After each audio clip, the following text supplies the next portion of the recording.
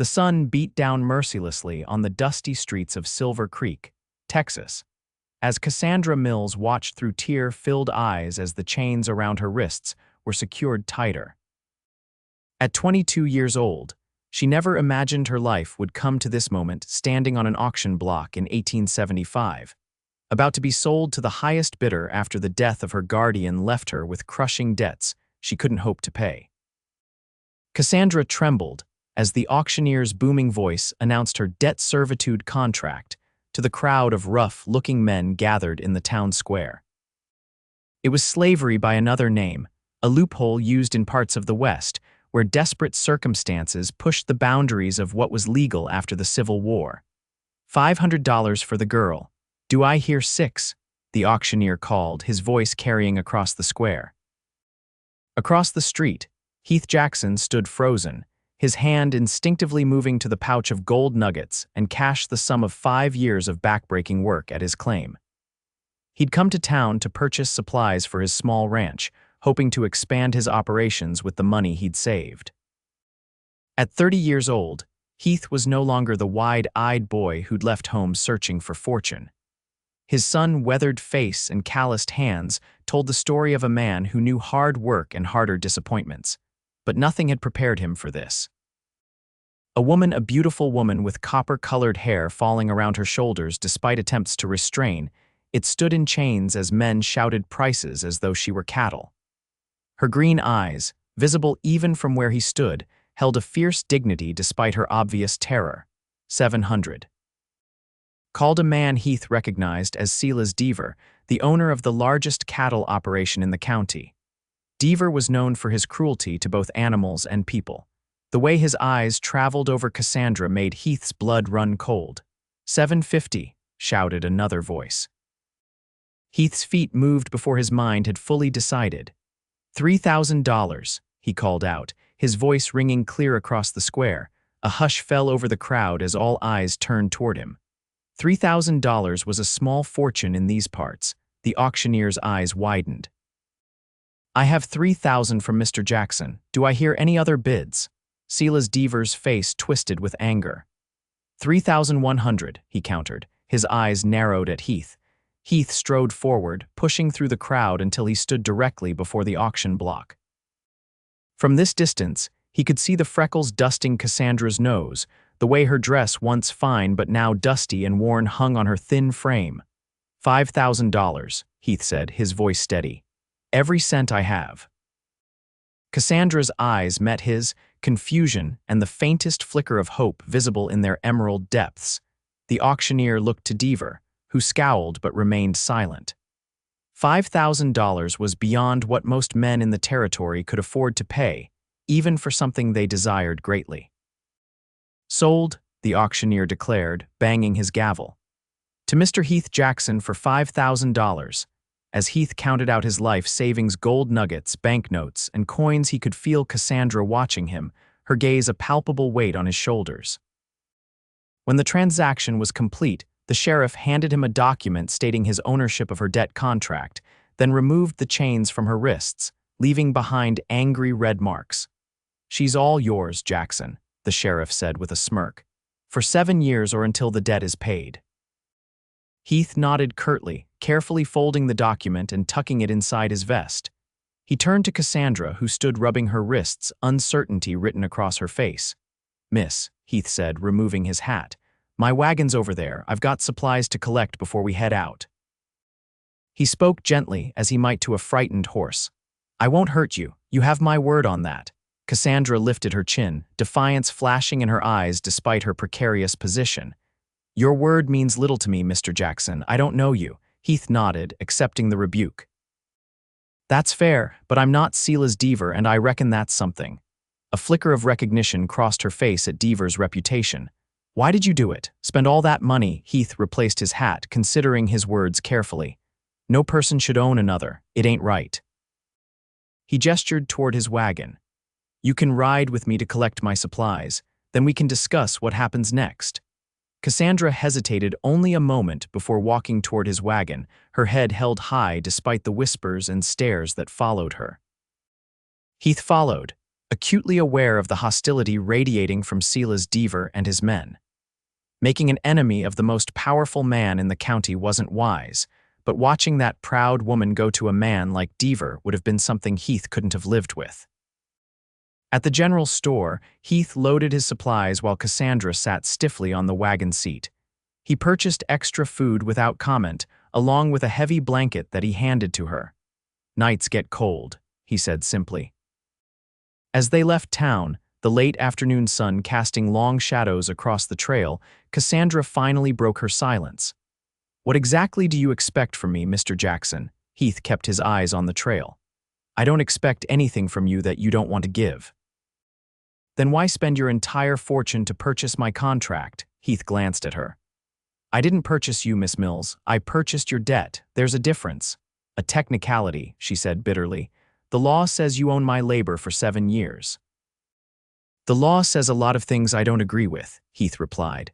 "I've got a small ranch about 2 hours' ride from town. It needs work more than I can handle alone. I could use help, but I'll pay you fair wages. You can save up, maybe buy out your contract early if that's what you want." Cassandra studied him, suspicion evident in her expression. "Why would you do that?" Heath was silent for a long moment. "My mother was forced into a similar arrangement when I was a boy. The man who bought her contract wasn't kind." His hands tightened on the reins. "I swore if I ever saw something like that happen again and could stop it, I would." Cassandra's expression softened slightly. "I'm sorry about your mother," Heath nodded. "It was a long time ago." They rode in silence as the wagon jolted along the rutted trail. The landscape opened up around them, rolling hills dotted with mesquite trees and prickly pear cactus, painted in shades of gold and amber by the setting sun. "It's beautiful," Cassandra said softly, almost to herself. "It is," Heath agreed. "Hard country, but beautiful." The ranch is in a small valley with a year-round spring, better grazing than most places around here. "How long have you had it?" "Bought it a year ago with part of my savings from the gold claim. Been fixing it up, adding cattle a few head at a time." He glanced at her. "What about you, Miss Mills? How did you end up on that auction block?" Cassandra's face hardened.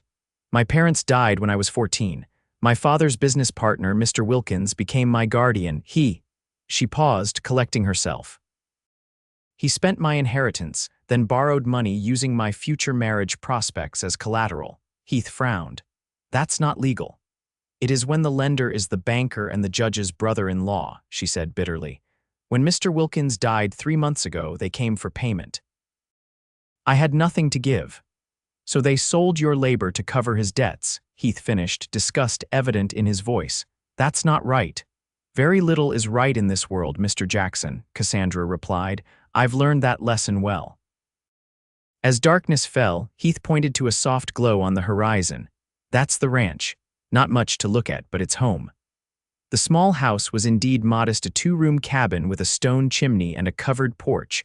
A barn stood nearby, along with a corral holding several horses. A small creek bubbled past the property, lined with cottonwood trees. "It's nice," Cassandra said, surprising herself by meaning it. After weeks in a jail cell awaiting auction, the simple homestead looked like paradise. Heath helped her down from the wagon. "The smaller room will be yours," he said, gesturing to the cabin. "It's not much, but it's private. I'll sleep in the barn until we can build another room." Cassandra stared at him. "You're giving me your bedroom." "It's the proper thing to do." Heath began unloading supplies from the wagon. "I'll start a fire so you can warm up. There's a wash basin inside, and I've got some stew I can heat." Cassandra watched him work, confusion warring with caution. Everything she knew about the world told her to be suspicious of this man's kindness, yet there was something in his steady movements and direct gaze that made her want to trust him. "Why don't you go inside?" Heath suggested. "Get settled while I tend to the horses." The interior of the cabin was simple but clean. A stone fireplace dominated one wall of the main room, with a table and chairs nearby. Shelves held a few books, and a rocking chair sat near the hearth. The smaller room contained a bed with a patchwork quilt, a chest of drawers, and a small table with a mirror. Cassandra sank onto the bed, overwhelmed by the day's events. This morning, she'd awakened in a jail cell, certain she was facing a future of abuse and exploitation. Now she was here in this peaceful cabin, with a man who seemed determined to treat her with respect. When Heath entered the cabin, he carried a pot of stew and a loaf of bread. He moved efficiently around the kitchen area, stoking the fire and setting out plates. "You must be hungry," he said, ladling stew into a bowl for her. Cassandra realized she was famished. The jail had provided only the barest sustenance. "Thank you," she said, accepting the bowl. They ate in silence for a while, the only sounds the crackle of the fire and the clink of spoons against bowls. "Tomorrow I'll show you around the place," Heath said eventually. "You can decide what work suits you. I won't force you to do anything you're not comfortable with." "Mr. Jackson," Cassandra set down her spoon. "I appreciate your kindness, but I don't understand it. You spent your entire fortune on my contract, and now you're offering to pay me wages. That makes no sense." Heath considered her for a moment. "I told you about my mother. What I didn't tell you is that she died because of how she was treated, worked to death for someone else's profit." His jaw tightened. "I can't change what happened to her, but I could change what happened to you today, at the cost of everything you've worked for. Money comes and goes, Miss Mills. I can earn more, but I couldn't have lived with myself if I'd ridden away and left you there." He stood, collecting their empty bowls. "Get some rest. The door has a lock if it makes you feel safer." After Heath left for the barn, Cassandra sat in the small bedroom, turning the key in the lock as he'd suggested. But as she slipped beneath the quilt, more comfortable than any bed she'd had in months, she found herself wondering if the lock was really necessary. The following morning, Cassandra awakened to the smell of coffee and bacon. She dressed quickly in the same worn dress she'd worn the day before her only possession and ventured into the main room. Heath stood at the stove, his back to her. "Good morning," she said tentatively. He turned, coffee pot in hand. "Morning, sleep all right. Better than I have in a long time. Thank you." Heath nodded, pouring coffee into a mug for her. "I thought we might ride the property today so you can see what we're working with. I've got about 30 head of cattle and 5 horses besides my own. Not much of a herd yet, but it's a start." "I don't know much about ranching," Cassandra admitted. "I grew up in town. My father was a merchant." "You'll learn if you want to," Heath said. "Or we can find other work that suits your talents better." "Can you cook?" "Yes, quite well. And I can sew, keep accounts, read, and write." Heath looked impressed. "Education is something I never had much of. Reading and figures don't come easy to me." "I could help with that," Cassandra offered, surprising herself with her eagerness to be useful. Heath smiled, the expression transforming his weathered face. "I'd appreciate that." After breakfast, Heath showed her to the barn where he had saddled 2 horses. "This is Penny," he said, introducing a gentle-looking mare with a reddish coat. "She's steady and patient, good for beginners." Cassandra approached the horse cautiously. "I've only ridden a few times in town." "She'll take good care of you," Heath assured her, helping her mount. The day passed swiftly as Heath showed her the boundaries of his property, pointing out landmarks and explaining his plans for the ranch. Cassandra found herself enjoying the open spaces and clear air, so different from the confined rooms where she'd spent most of her life. "Over there's where I plan to build a larger house someday," Heath said, pointing to a rise overlooking the creek.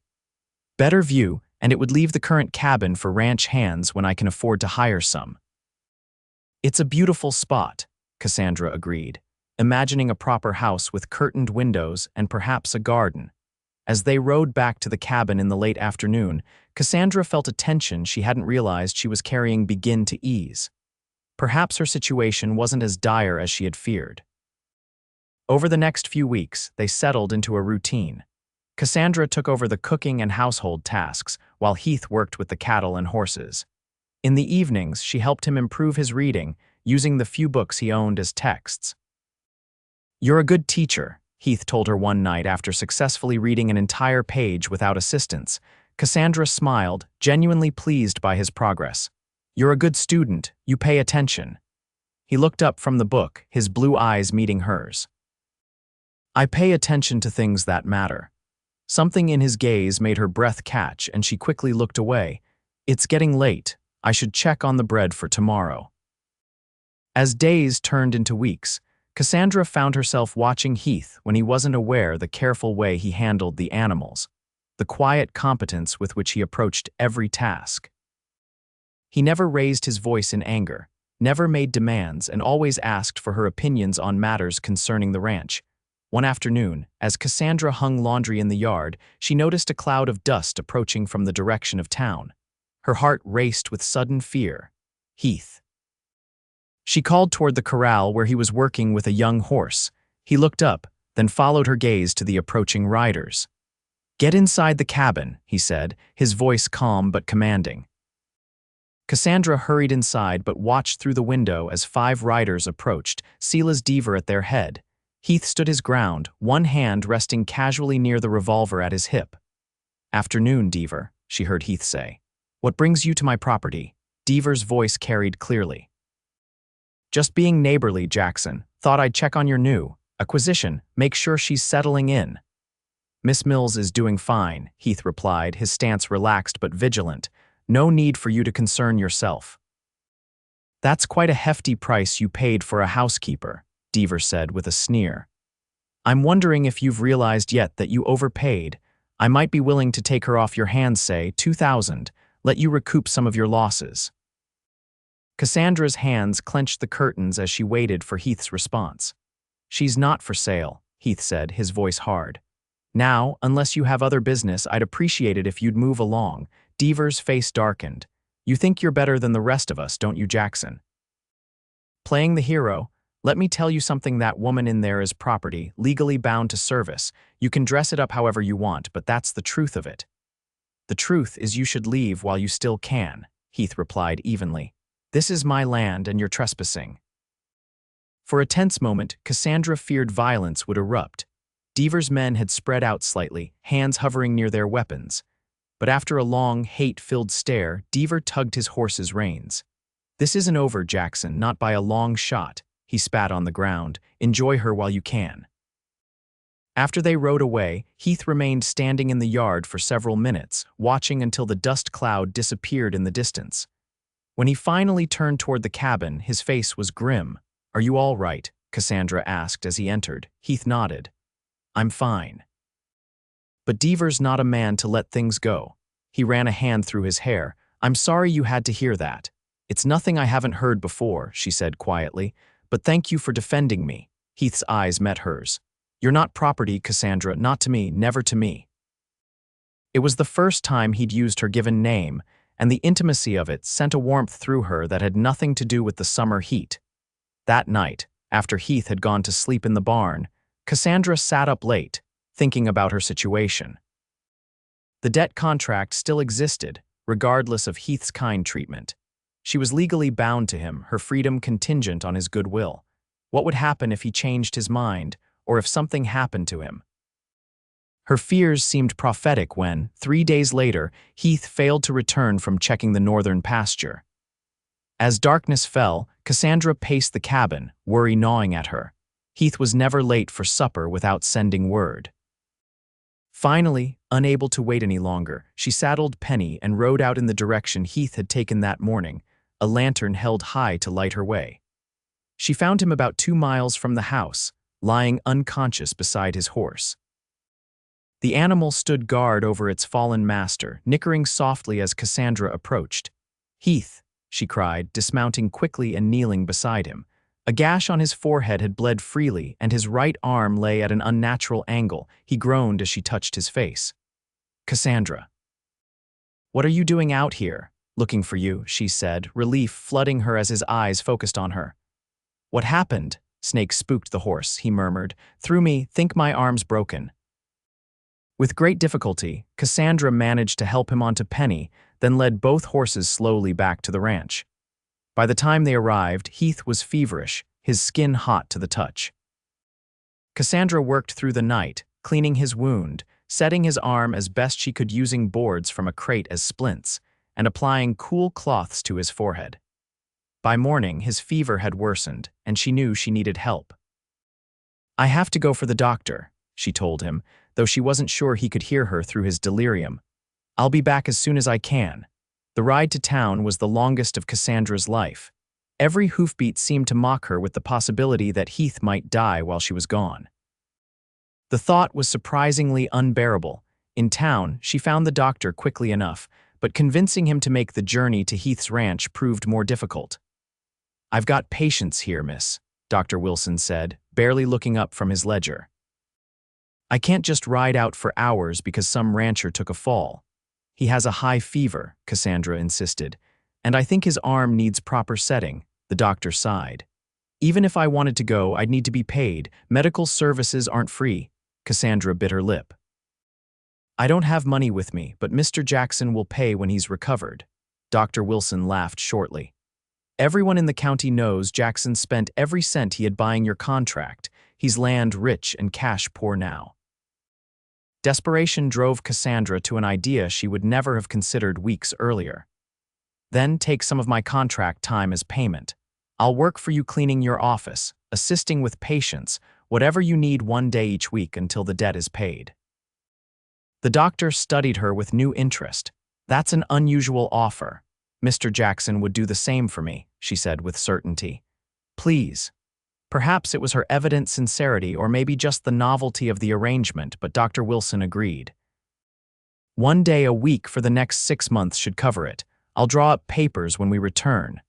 By the time they reached the ranch, Cassandra was nearly frantic with worry. Heath lay exactly as she had left him, his breathing shallow, his skin burning hot.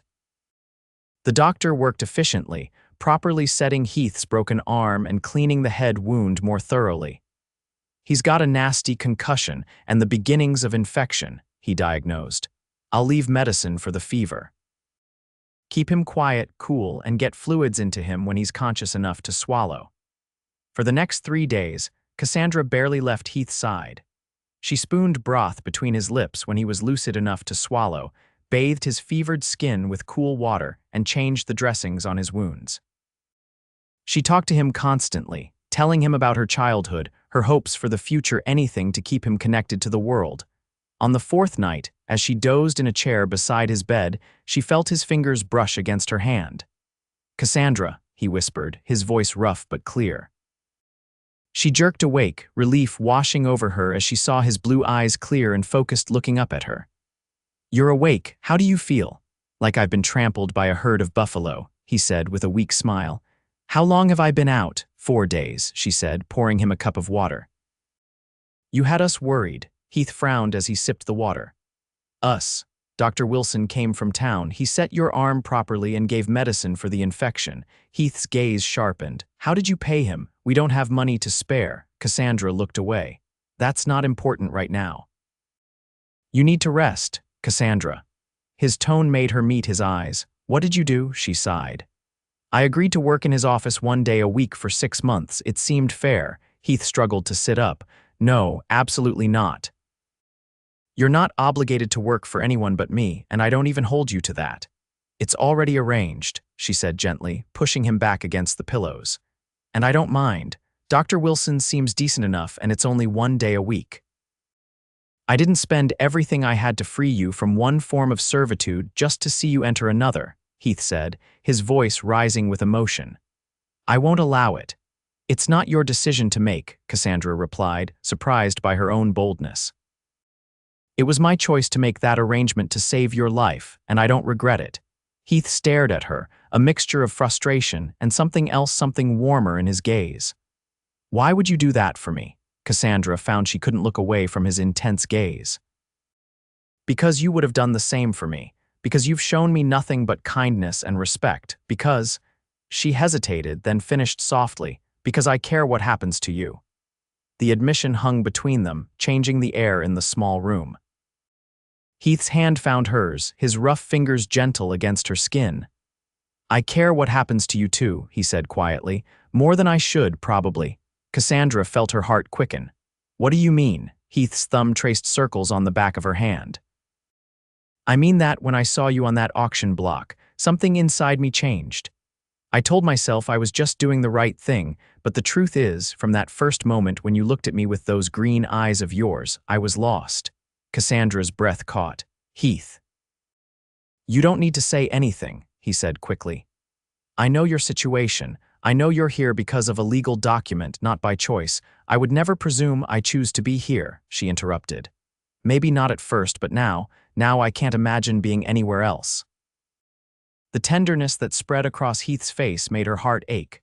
Slowly, giving her every opportunity to pull away, he raised her hand to his lips and pressed a gentle kiss against her knuckles. "When I'm back on my feet," he murmured, "we're going to revisit this arrangement with the doctor. I don't like the idea of you working for anyone else, even 1 day a week." "Is that jealousy, Mr. Jackson?" she teased, delighting in the flush that rose to his cheeks. "Maybe a little," he admitted, "but mostly concern. Deaver's still out there and he hasn't forgotten about you. The less time you spend in town, the better." The mention of Deaver sobered them both. Cassandra knew Heath was right. The powerful rancher wasn't a man to forgive perceived slights, and he had made his interest in her all too clear. "We'll figure it out together," she promised. "For now, you need to rest and heal." Heath's recovery progressed steadily over the next week. Despite his protests, Cassandra rode into town for her first day of work at the doctor's office, returning unharmed but with troubling news. Deaver was in town, she told Heath as she prepared supper. "He came to the doctor's office claiming to need medicine for one of his ranch hands, but he spent the whole time watching me." Heath's jaw tightened. "Did he speak to you?" "Not directly. But when he was leaving, he told Dr. Wilson that Jackson's woman looked like she was settling in well in town, as if I belonged to you." "You don't belong to anyone," Heath said fiercely. "That contract is just a piece of paper as far as I'm concerned." Cassandra stirred the stew, considering her next words carefully. "But it exists, Heath, and as long as it does, men like Deaver will see me as property. Your property, at least for now, which offers some protection. But what happens when the contract is fulfilled, or if something happens to you?" Heath was silent for a long moment. "What are you suggesting?" Cassandra turned to face him. "I'm suggesting we find a way to void the contract legally. Set me truly free." "Is that what you want? To be free of any obligation to me or this place?" The hurt in his voice made her step closer, taking his good hand in hers. "No. What I want is to stay here because I choose to, not because a document says I must. I want to build something here with you that's based on choice, not obligation." The hope that dawned in Heath's eyes made her heart flutter. "I want that too," he said softly, "more than anything." The next morning, they rode to town together to see Judge Parker, the only lawyer in Silver Creek. The elderly judge listened to their situation with interest. "It's an unusual request," he said, peering at them over his spectacles. "Most men in your position, Mr. Jackson, wouldn't be eager to relinquish the legal advantages of such a contract." "I'm not most men," Heath replied firmly, "and Miss Mills isn't a commodity to be owned." Judge Parker nodded thoughtfully. "There is one way. The contract could be considered fulfilled if the debt it represents were paid in full." "But I spent all my money purchasing the contract," Heath pointed out. "I can't pay it again." "Not with money, perhaps," the judge said, "but there are other forms of settlement recognized by law. For instance, a marriage contract would supersede the debt contract, essentially nullifying it." Cassandra felt heat rise to her cheeks as Heath glanced at her, his expression unreadable. "I don't want Miss Mills to feel that marriage is her only option for freedom," he said carefully. Judge Parker chuckled. "Of course not. I merely present it as one legal possibility. I'll look into other options and let you know what I find." As they left the judge's office, Cassandra could feel the weight of the unspoken topic between them. They rode in silence for several miles before Heath finally spoke. "I want you to know that I would never expect you to marry me just to void the contract," he said, his eyes fixed on the trail ahead. "I meant what I said about wanting you to be truly free to choose." Cassandra studied his profile, the strong line of his jaw, the sincerity evident in every plane of his face. "What if I told you I was already considering that choice, contract or no contract?" Heath's head turned sharply, his eyes searching hers. "What are you saying, Cassandra?" "I'm saying that these past weeks have shown me what kind of man you are, Heath Jackson. Kind, honorable, respectful. The kind of man a woman could build a life with." She took a deep breath. "The kind of man I could love." Heath reined his horse to a stop, and Cassandra did the same. For a moment, they simply looked at each other, the vast Texas landscape spreading around them, empty of all but wind and sky. "I've loved you since the moment I saw you," Heath said, his voice rough with emotion, standing there so proud and fierce despite everything. "But I never dared hope you might feel the same." "I do," she whispered, her heart pounding. "I do feel the same." Heath dismounted awkwardly with his splinted arm, then helped Cassandra down from her horse. With the sun setting behind the distant hills, painting the clouds in shades of gold and crimson, he took both her hands in his. "Cassandra Mills, would you do me the great honor of becoming my wife?" Not because of any contract or obligation, but because, somehow in the middle of all this mess, we found something real and true between us. Tears blurred Cassandra's vision as she nodded. "Yes, Heath. Yes, I will marry you." His kiss was gentle at first, tentative, as if he feared she might disappear. But when Cassandra's arms wrapped around his neck, Heath pulled her closer, deepening the kiss until they were both breathless. "We should probably head back to the ranch," Heath murmured against her hair. "It'll be dark soon." Cassandra nodded, but neither of them moved for several long moments, content to stand embraced as the last light faded from the sky. They were married 2 weeks later in a simple ceremony at the small church in Silver Creek. Judge Parker officiated, officially declaring the debt contract void and replaced by marriage vows. Cassandra wore a new dress of pale blue calico, purchased with money Heath had set aside from the sale of 2 calves. "You look beautiful," Heath whispered as they stood together at the altar. "You clean up pretty well yourself, Cowboy," she teased, admiring how handsome he looked in his good shirt and polished boots. They had few guests, just the doctor and his wife, the storekeeper who had always been kind to Cassandra, and a few neighboring ranchers who had developed a cautious friendship with Heath. Notably absent was Silas Deaver, though his shadow seemed to loom over the proceedings nonetheless. "He won't take this well," Dr. Wilson warned them at the small reception afterward. "Deaver's not a man who likes to lose, especially to someone he considers beneath him." "We'll be careful," Heath promised, his arm secure around Cassandra's waist. That night, as they returned to the ranch, their ranch now, truly shared between them, Cassandra felt a peace she hadn't known in years. The small cabin that had once represented her captivity now felt like the safest place in the world, because Heath was there. "Welcome home, Mrs. Jackson," Heath said softly as he carried her across the threshold, his broken arm having healed enough to bear her weight. Cassandra's heart swelled with love as she looked up at him. "I am home," she whispered. "Wherever you are, that's my home now." Their first weeks as husband and wife passed in a blur of shared work and discovered intimacies. Heath proved to be a tender, considerate lover, always attentive to Cassandra's comfort and pleasure. Together, they worked the ranch, making plans for its expansion, dreaming of the future they would build. But the shadow of Silas Deaver's hatred couldn't be ignored forever. It materialized one crisp autumn morning as Cassandra worked in the small vegetable garden she had started beside the cabin. The sound of approaching horses made her look up, her heart sinking as she recognized Deaver and 3 of his men.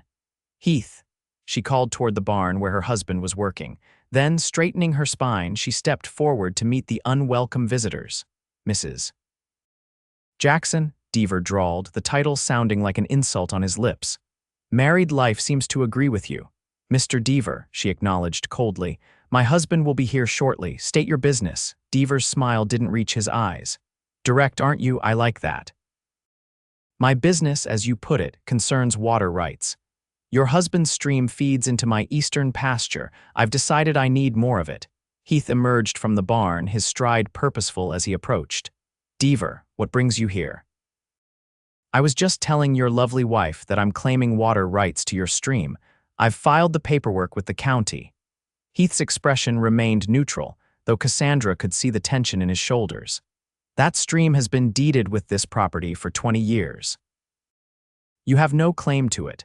"Things change," Deaver said with a shrug. "Judge Wilkes seems to think my claim has merit." "Judge Wilkes is your cousin," Heath pointed out, "and he doesn't have final say in water rights. That would be the territorial commissioner." Deaver's face darkened. "You think you're clever, don't you, Jackson? Playing by the rules, acting all righteous. But let me tell you something, men like you don't last out here. This country belongs to men who take what they want." "Is that a threat?" Heath asked quietly. "Take it however you want." Deaver's gaze shifted to Cassandra, his eyes traveling over her in a way that made her skin crawl. "Shame about your marriage. I had other plans for this one." Heath's hand moved toward his gun, but Cassandra stepped forward quickly, placing her hand on his arm. "He's not worth it," she murmured. Deaver laughed. "Listen to your wife, Jackson. She's right, I'm not worth dying over." He tipped his hat mockingly. "Good day to you both. I expect we'll be seeing more of each other as this water dispute progresses." After they rode away, Heath pulled Cassandra into his arms, holding her tightly. "I'm sorry," he whispered against her hair. "For what? You've done nothing wrong. For bringing this danger into your life. Deaver won't stop until he gets what he wants, either the water or revenge for perceived slights." Cassandra drew back to look into his eyes. "You didn't bring this danger, Heath. You saved me from it. Whatever comes next, we'll face it together." The water rights dispute dragged on through the winter months. Deaver used his influence to delay hearings and create legal obstacles at every turn. Though Heath was confident in their legal right to the stream, the process was draining both financially and emotionally. "Maybe we should consider selling," Cassandra suggested one night as they sat before the fire, reviewing their dwindling finances. "Start fresh somewhere Deaver can't reach us." Heath shook his head. "This land is our future, our children's future someday. I won't let him drive us away." The mention of children made Cassandra smile despite their troubles. They had been trying for a baby since their wedding night, both eager to start a family. "Speaking of children," she said softly, taking his hand and placing it on her stomach. "I saw Dr. Wilson yesterday when I was in town. He confirmed what I've suspected for a few weeks now." Heath's eyes widened. We're going to have a baby." Cassandra nodded, tears of joy filling her eyes. "In about 7 months, according to the doctor." Heath whooped with delight, lifting her from her chair and spinning her around the room. "A baby, our baby." His face suddenly sobered. "Are you feeling all right? Should you be resting more?"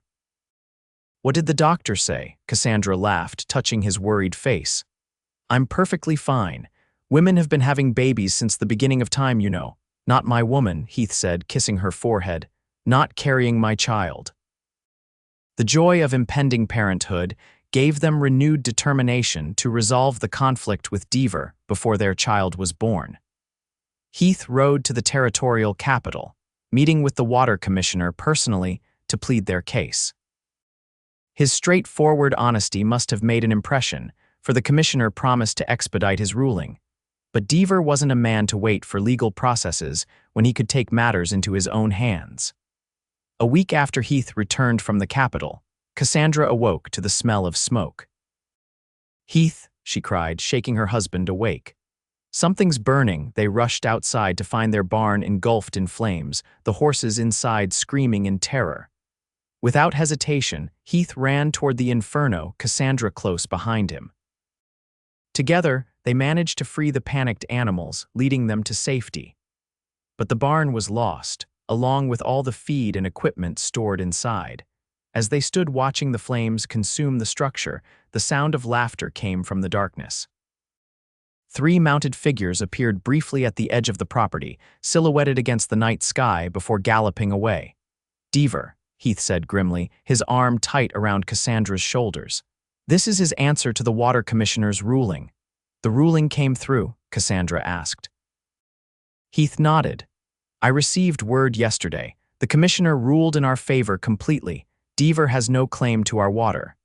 "So he decided to punish us," Cassandra said softly, one hand resting protectively on her slightly rounded belly. Heath's expression hardened as he looked from the burning barn to his pregnant wife. "This ends now. I won't have you and our child living in danger because of that man's vendetta." The next morning, Heath rode into town alone, despite Cassandra's protests. He returned hours later, his expression grim but resolved. "I spoke with Sheriff Taylor," he told Cassandra. "Showed him the tracks from last night, told him about the riders we saw. He said without witnesses who can identify Deaver or his men, there's nothing he can do." "That's not surprising," Cassandra sighed. "The sheriff has always looked the other way when it comes to Deaver." "I also spoke with Judge Parker," Heath continued. "He agrees that the law won't protect us, not in time anyway, but he offered another solution." He handed Cassandra a folded document. "He's been holding this for me since our wedding day." Cassandra unfolded the paper, her eyes widening as she read. "This is the deed to your gold claim in Colorado. You told me you sold it." Heath shook his head. "I let people believe that so they'd think I spent everything I had on your contract. The truth is, I still own half that claim. My partner has been working it all this time, sending the profits to a bank in Denver. But it means we have options," Heath said, taking her hands. "We can rebuild here using money that Deaver knows nothing about. Or..."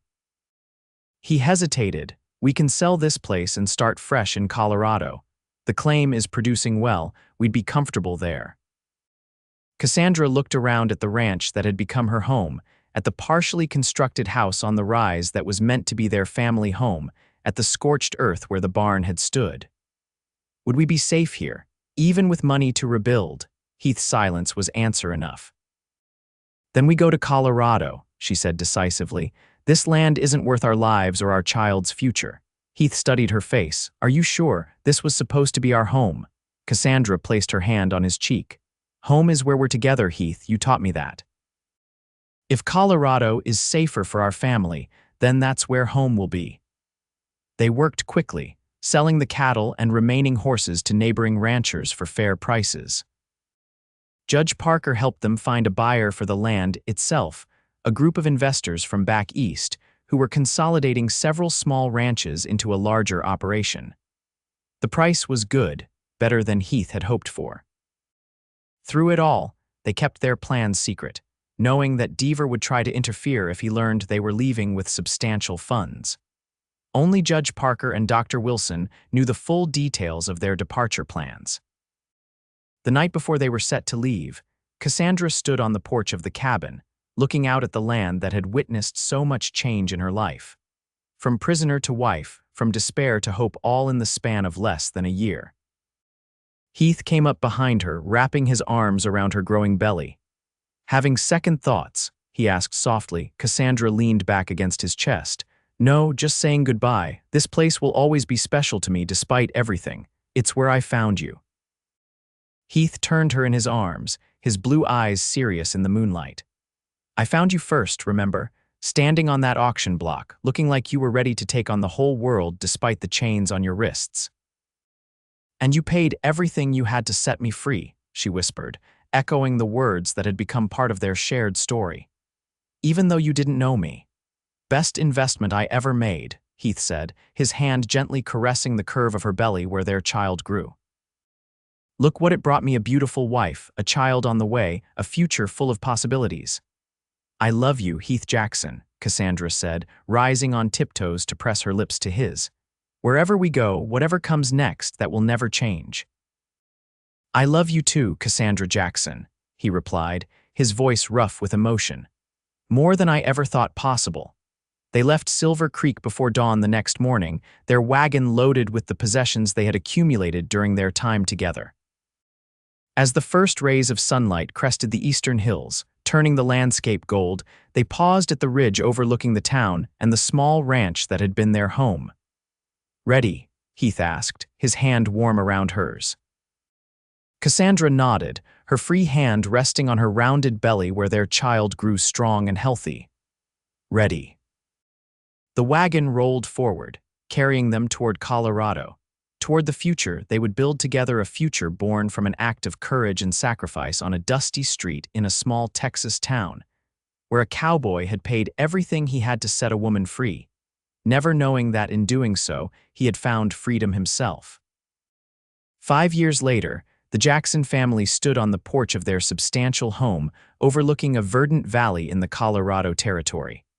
The gold claim had indeed proved profitable, allowing them to purchase a large tract of land and establish a thriving horse breeding operation. "Papa, look." 4-year-old Rebecca Jackson pointed excitedly toward the trail where a cloud of dust announced visitors. Beside her, 2-year-old Thomas bounced in anticipation, his chubby hands gripping the porch railing. Heath smiled at his children, then at Cassandra, who stood in the doorway, her hand resting on her again swollen belly. Their third child was due in just 2 months, and Heath still marveled at how radiant pregnancy made his wife look. "Looks like Uncle Will's bringing those new mares," Heath said, lifting Thomas into his arms. "Should we go meet them?" The children cheered as Heath carried Thomas and took Rebecca's hand, leading them down to the gate where William Fletcher, Heath's partner from the gold claim and now their closest friend, was driving a wagon with 3 beautiful mares tethered behind. "Well, if it isn't the whole Jackson clan," Will called cheerfully as he reined in his team. "Miss Rebecca, you get prettier every time I see you. And Thomas, my goodness, you're growing like a weed." The children beamed at the attention while Heath helped Will secure the horses. The 2 men had become like brothers over the past 5 years, with Will a frequent and welcome visitor to the Jackson home. "How's Cassandra feeling?" Will asked as they led the new mares toward the corral. "Strong as ever," Heath replied proudly, "though I keep telling her to slow down. She was rearranging the nursery furniture yesterday all by herself." Will laughed. "That sounds like her. Stubborn as the day you met her, I'd wager." "And thank heaven for it," Heath said, his eyes finding Cassandra as she walked carefully down from the house to join them, Rebecca skipping alongside her. "That stubbornness got us through some dark times." After dinner, when the children were finally asleep and Will had retired to the guest room, Heath and Cassandra sat together on the porch swing, watching the stars appear in the vast Colorado sky. "I had a letter from Judge Parker today," Cassandra said, leaning her head against Heath's shoulder. "He says Sila's Deaver finally got what was coming to him." Heath looked down at her. "What happened?" He tried to force one of his ranch hand's daughters into a debt contract similar to what happened to me, but times are changing. The territorial governor got involved, and Deaver's facing prison time. Heath was quiet for a moment, his arm tightening around her shoulders. "Justice comes eventually, I suppose. Thanks to men like you," Cassandra said softly, placing her hand over his heart. "Men who stand up for what's right, even when it costs them everything." Heath smiled, covering her hand with his own. "It didn't cost me everything, Cass. It gave me everything." He placed his other hand on her rounded belly, feeling their child kick against his palm. "Everything that matters, anyway." As the moon rose over the peaceful valley, Cassandra closed her eyes, giving silent thanks for the chain of events that had brought her to this moment. From the darkest day of her life, standing in chains on an auction block, to this perfect night in the arms of the man who had risked everything to set her free, only to find himself bound to her by something far stronger than any legal contract. A love born of courage, sacrifice, and the unshakable belief that every person deserved to choose their own destiny. "I'd do it all again," Heath whispered, as if reading her thoughts. "Every moment, even the hard ones." "So would I," Cassandra replied, turning her face up to his for a kiss. "Every single moment that led us here." And as their lips met beneath the star-filled sky, both knew with absolute certainty that they had found something precious beyond any gold or silver, a love that had transformed chains of bondage into bonds of choice, a family built on respect and tenderness, and a future as boundless as the western horizon that had witnessed their journey from strangers to soulmates, from captivity to the purest freedom of all.